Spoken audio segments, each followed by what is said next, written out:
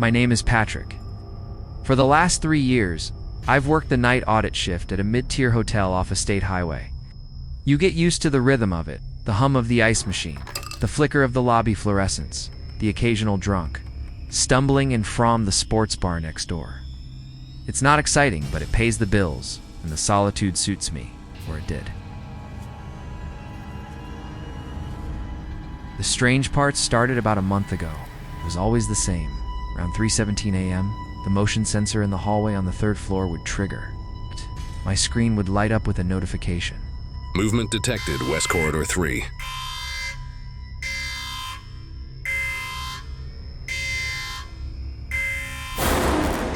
The first few times I'd sigh, haul myself up, and go check it out. It was always nothing. Empty, silent hallway. The patterned carpet stretching out under the dim sconce lights. I'd stand there for a minute, listening, and hear only the groan of the building settling. I wrote it off as a faulty sensor. My manager, a man whose primary concern was the cost of printer paper, told me to ignore it. But you can't just ignore a thing that happens with such perfect, eerie consistency. Every night, 3:17 a.m., the ping on my screen became a part of the shift soundtrack, right along with the coffee maker's final gurgle.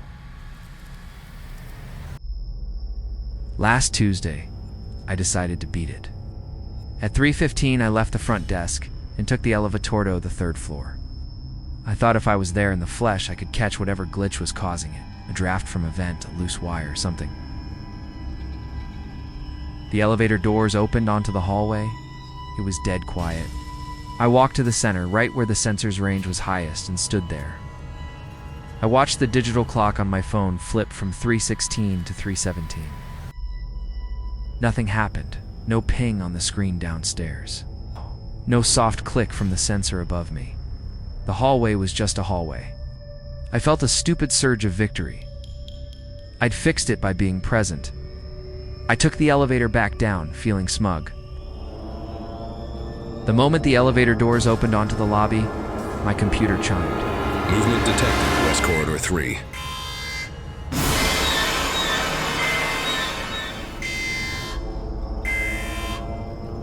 I looked at the screen.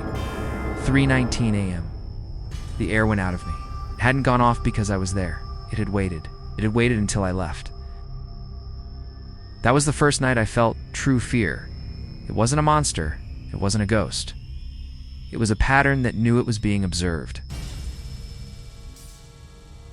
I started bringing a book to work, trying to bury my anxiety in someone else's story. But my eyes would always flick to the clock around 3:10. My heart would start to pound, dull, rhythmic thud against my ribs. Then, last night, it changed. 3:17 a.m., the familiar chime. I flinched, but didn't move. I just stared at the notification, my hands clenched on the desk, then another chime. Movement detected, Stairwell B.